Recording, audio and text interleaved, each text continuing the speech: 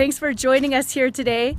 I'm Shannon Stubbs, the Member of Parliament for Lakeland in Northeast Alberta and the Shadow Minister for Natural Resources. I want to recognize my colleague Stephanie Kusi, the MP for Calgary Midnapore, and the Conservative candidate in Calgary Centre, Greg McLean. Thank you. Thanks both for being here. Now, as you all know, Andrew Scheer has been traveling the country nonstop. I think this is actually his 4th province in 4 days, and we certainly are happy to have him back here in Calgary. Again, he's been to Calgary and to Alberta several times since he was elected leader of Canada's Conservatives 2 years ago.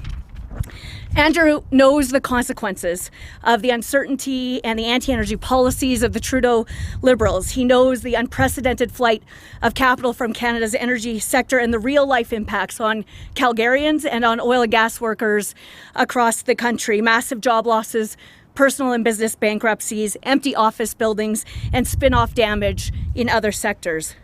Most importantly, Andrew is an unapologetic champion of Canadian oil and gas. He knows it is vital to the entire Canadian economy for job creation, for social programs, to reduce poverty, and for the standard of living of every family, in every community, in every corner of the country.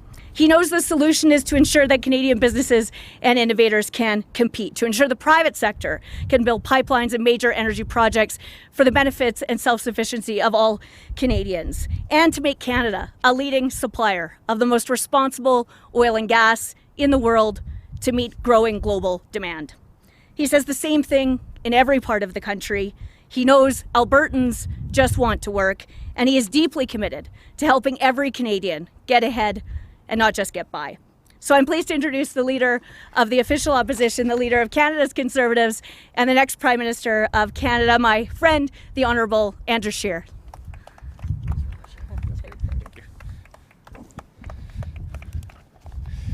Merci beaucoup. Thank you very much, Shannon. C'est un grand plaisir d'être ici aujourd'hui. It's a great pleasure to be with you. Thank you all for joining with me.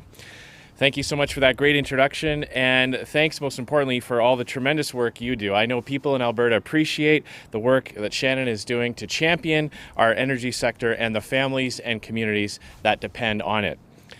Alberta has faced some tough times under this Liberal government. We hear stories every day of Albertans who just want to get back to work.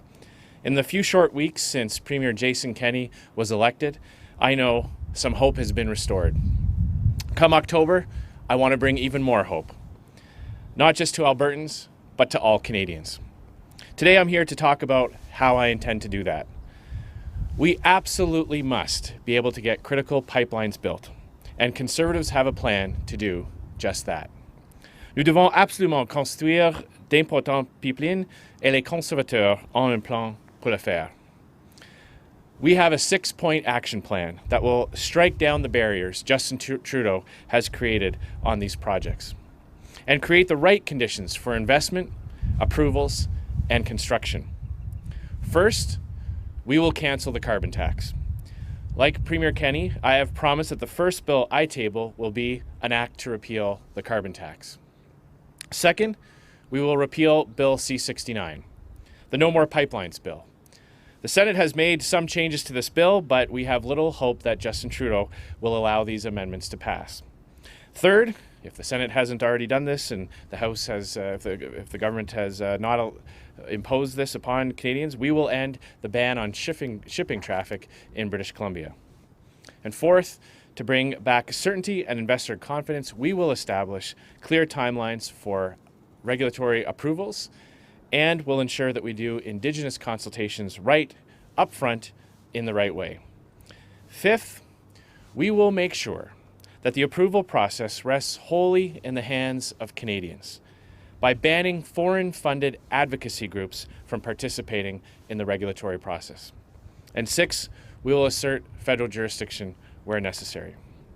Let's not forget, before Justin Trudeau became Prime Minister, we had 3 private companies willing to invest more than $30 billion to build 3 nation-building projects that would have created tens of thousands of jobs and generated billions in economic activity.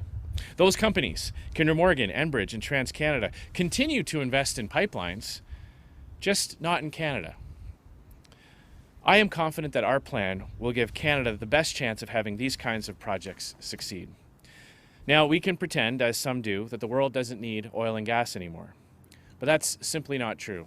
And it sells Canada short. Even the most conservative estimates don't have the global demand peaking until 2030, and OPEC projecting demand to skyrocket past 2040. So Canada has a choice to make.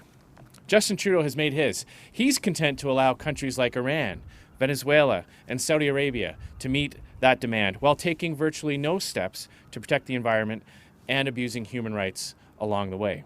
And he is willing to allow Donald Trump to fill the void in North America, taking our jobs and the investments that go along with it. Or Canada can choose a different and more prosperous path. Une voie où le Canada est en tête de la production d'énergie avec les meilleures normes environnementales et éthiques du monde. Because the world is no better off when dangerous regimes are able to ramp up their economies because Justin Trudeau wants to phase out the energy sector here in Canada. And Canada is no better off when it allows its competitors to take the field uncontested. Le fait est que le Canada a plus qu'assez de pétrole, non seulement pour remplacer les importations des États en marge, mais pour éliminer complètement les importations de pétrole étrangères. To be energy independent, a Canada fueled by Canadians. If the US can do it, so can we. And I do want to talk about an idea I brought up last week in Toronto. This 6-point action plan will allow projects to proceed in the short term. But looking longer out, I want to talk about a national corridor that would move Canadian oil, gas, electricity, telecommunications, and potentially anything else that runs along the ground. And since then, it's been exciting to see the conversations that have started happening around it. Now, we all know that this is a very ambitious idea. It will be hard, but that's no reason to back down. I believe in the benefits of our natural resources, not just in their ability to create wealth, prosperity, and opportunity, but their power to bring Canadians together from right across the country. I believe a national energy corridor can do for Canada what the railway did in the early days of Confederation. That vision of a united cross-continental nation was brought to life with 4,700 kilometers of wood and steel between the East and the West. We are a sprawling nation whose people at important moments in our history have been brought together by big ideas and big projects. Nous sommes une vaste nation dont les gens, à des moments importants de notre histoire, ont été unis autour de grandes idées et de grands projets. The Trans-Canada Highway, the St. Lawrence Seaway, the Trans-Canada Pipeline. We have done these things before, and it is in that spirit and tradition of these legacy projects that I propose this idea. Yes, it's big, and some are already saying, those naysayers, those pessimists, that it won't be able to be done.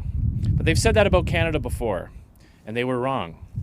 We can do this, but only if we stop being a country of no and get back to being a country of yes. Yes to more responsible resource exploration. Yes to more pipeline construction. Yes to investments in world-class leading technology. Oui à de nouveaux projets d'infrastructure qui réduisent les temps de déplacement et font bouger notre économie.